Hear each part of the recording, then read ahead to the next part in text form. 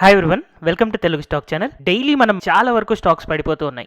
Main reason markets పడడానికి FIs కంటిన్యూస్గా cell చేస్తూనే ఉన్నారు. అయితే ఇలాంటి సెల్లింగ్లో కూడా యూజువల్గా ఎఫ్ఐఎస్ కంటిన్యూస్గా సెల్లింగే కాదు, అప్పుడప్పుడు బయింగ్ కూడా చేస్తూ ఉంటారు.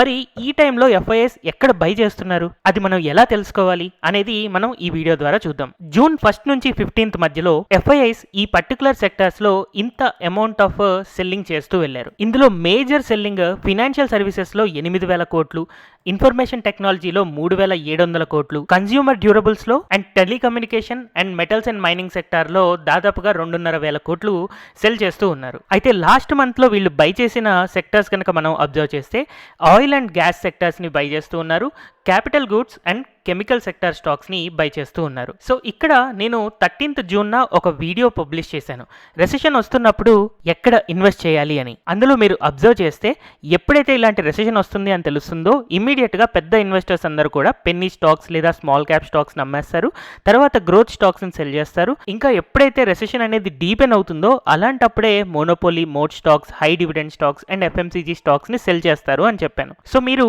ఈ ఎక్సెల్ షీట్ కనుక అబ్జర్వ్ చేస్తే రీసెంట్ గా బాగా గ్రోత్ వచ్చిన సెక్టర్స్ ఏంటి అని కనుక మనం అబ్జర్వ్ చేస్తే information technology, telecom, auto sector and అలాగే మెటల్స్ అండ్ మైనింగ్, ఈ సెక్టార్స్ లో లాస్ట్ ఇయర్ చాలా హెవీ గ్రోత్ రావడం వల్ల ఈ స్టాక్స్ ని మనం గ్రోత్ స్టాక్స్ గా అనుకుంటే ఆ సెక్టార్స్ లోనే మేజర్ సెల్లింగ్ అనేది జరుగుతుంది.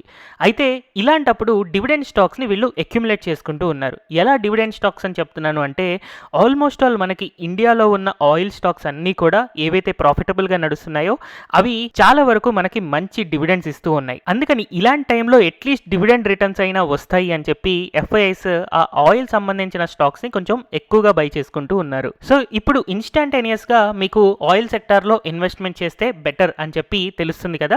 అలాగా టైం టు టైమ్ మనకి ఎప్పుడు కూడా ఇలాంటి ఎఫ్ఐఐ డేటా మనకు కంటిన్యూస్ గా తీసుకోవచ్చు. ఎవ్రీ 15 days కి ఒకసారి ఈ డేటా అనేది అప్డేట్ అయ్యి మనకి ఫ్రీగానే దొరుకుతూ ఉంటుంది. అండ్ దాన్ని బట్టి ఏ సెక్టార్స్ లో అయితే ఎఫ్ఐఐస్ ఎక్కువగా ఇన్వెస్ట్ చేస్తూ ఉన్నారో ఆ సెక్టార్స్ లో మనం కూడా మంచి స్టాక్స్ ని తెలుసుకొని ఇన్వెస్ట్ చేస్తూ ఉండొచ్చు. సో ఒక పర్టికులర్ సెక్టార్ లో మరి ఏది మంచి స్టాక్ అని ఎలా తెలుసుకోవాలి, దానికోసం నేను నిన్న పబ్లిష్ చేసిన స్టాక్ మార్కెట్ బిగినర్స్ మీరు తప్పకుండా చూడాల్సిన ఈ 6 ఫండమెంటల్ రేషియోస్ మీరు అబ్జర్వ్ చేస్తే ఒక పర్టికులర్ సెక్టార్ లో ఏది బెస్ట్ స్టాక్ ఈ టైంలో ఇన్వెస్ట్ చేయడానికి అనేది మీకు ఈజీగానే తెలిసిపోతుంది. అయితే ఈ వీడియో ద్వారా మీకు ఈ ఒక్కరోజు ఇన్ఫర్మేషన్ వస్తే సరిపోదు, ఎప్పటికప్పుడు మీ ఓన్ గా కూడా ఈ డేటాని మీరు సెలెక్ట్ చేసుకోగలగాలి. దానికోసం దీని వెనకాల ఉన్న ప్రాసెస్ చూపిస్తున్నాను, అది ఈ వీడియోలో చాలా important. So first of all మనం ఈ డేటా కోసం NSDL వెబ్సైట్ కి వెళ్ళాలి. సింపుల్ గా NSDL అని గూగుల్లో సెర్చ్ చేయండి, మీకు NSDL వెబ్సైట్ వస్తుంది.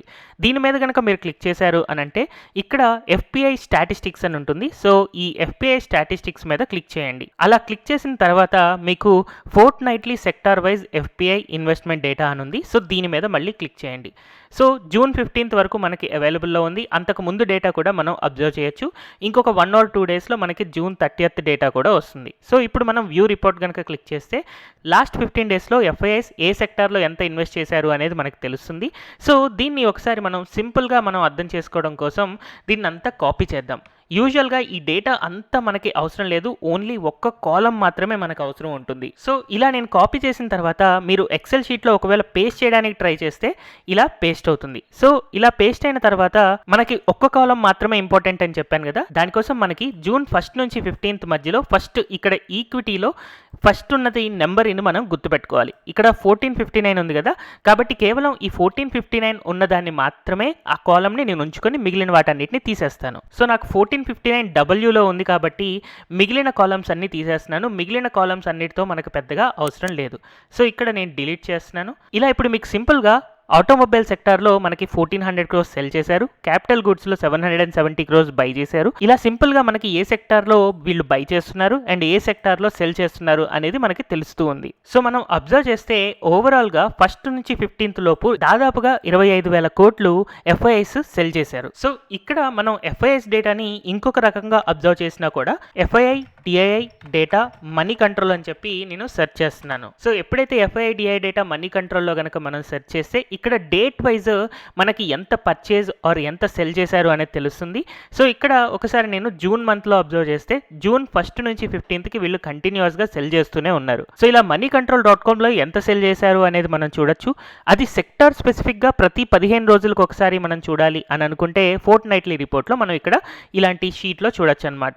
అయితే లాస్ట్ 1 ఇయర్లో FIIs దాదాపుగా 4 లక్షల కోట్ల రూపాయలు అమ్మారు అనేది మనకి పెద్ద హెడ్డింగ్స్లో రీసెంట్గా కనపడుతూ ఉంది. కానీ 4 లక్షల కోట్లు అన్నది FIIs యొక్క మొత్తం క్యాపిటల్లో దాదాపుగా 8 to 9% మాత్రమే. ఎలా నేను చెప్తున్నాను, FIIs 4 లక్షల కోట్లు అమ్మితే జస్ట్ 8 to 9% మాత్రమే అమ్మారు అని అంటే ఇక్కడ మనం సింపుల్గా ఫస్ట్ కాలం కనుక మనం అబ్జర్వ్ చేస్తే ఈక్విటీలో మొత్తం FIIs అన్ని సెక్టార్ కలిపి ఇప్పటికీ వాళ్ళ దగ్గర ఉన్న ఇన్వెస్ట్మెంట్ 44,11,991 కోట్లు. సో దాంట్లో 4 లక్షల కోట్లు అంటే ఎంత, దాదాపుగా 8.5 ఆర్ 8.6%. సో మీ దగ్గర ఒక ₹1,00,00,000 ఉన్నప్పుడు జస్ట్ 8 లక్షల షేర్స్ అమ్మినట్టుగానే మనం అనుకోవచ్చు. సో ఒకవేళ ఇప్పుడు రెసెషన్ రాబోతుంది, ఇంకా బియర్ మార్కెట్ వస్తుంది అని కనుక ఎక్స్పెక్ట్ చేస్తే వీళ్ళు ఈజీగా ఇంకొక 10% లేదా 15% అయినా కూడా సెల్ చేసిన ఇంకొక 4 లక్షల కోట్లు లేదా 6 లక్షల కోట్ల వరకు వీళ్ళు సెల్ చేస్తూ ఉండొచ్చు. లేదు రెసెషన్ రావట్లేదు అన్నప్పుడు ఆ క్యాపిటల్ని రివర్స్ తీసుకురావడం కూడా అంతే సింపుల్గా వీళ్ళకుంటుంది. సో ఇక్కడ నేను ఒక చిన్న క్వశ్చన్ మిమ్మల్ని అడుగుదాం అనుకుంటున్నాను. సో ఈ ఎక్సెల్ షీట్ మీరు చూసి అర్థం చేసుకుంటున్నప్పుడు ఇప్పటిదాకా FIIs ఏ సెక్టార్లో ఎక్కువ ఇన్వెస్ట్మెంట్ చేశారు, సో టాప్ 3 సెక్టార్స్ ఏంటి? సో దానికోసం మీరు ఈ ఎక్సెల్ షీట్లో ఫస్ట్ కాలమ్ని కనుక అబ్జర్వ్ చేస్తే ఏవి మీకు టాప్ 3 సెక్టార్స్ ఇప్పటిదాకా FIIs ఇన్వెస్ట్మెంట్ చేశారు అనేది ఒకసారి అబ్జర్వ్ చేసి కింద కమెంట్ సెక్షన్లో మెన్షన్ చేయండి. అండ్ ఎవ్రీ మంత్ మనకి డబ్బులు వచ్చినప్పుడు ఏ స్టాక్స్లో పెట్టాలి, ఏ సెక్టార్లో పెట్టాలి అని కన్ఫ్యూజ్ అవుతూ ఉంటాం కదా. అలాంటప్పుడు ఈ FIIs డేటాని కూడా మనం యూస్ చేసుకుని వాళ్ళు ఏ సెక్టార్స్లో ఇన్వెస్ట్మెంట్ చేస్తున్నారో దాంట్లో బెటర్ స్టాక్స్ మనం పిక్ చేసుకున్నా కూడా టైం టు టైం మంచి రిటర్న్స్ వస్తూ ఉంటాయి. ఎందుకంటే మార్కెట్ని రూల్ చేసేదే FIIs. వాళ్ళు బై చేస్తే మార్కెట్స్ పెరుగుతూ ఉంటాయి, వాళ్ళు సెల్ చేస్తే మార్కెట్స్ పడుతూ ఉంటాయి.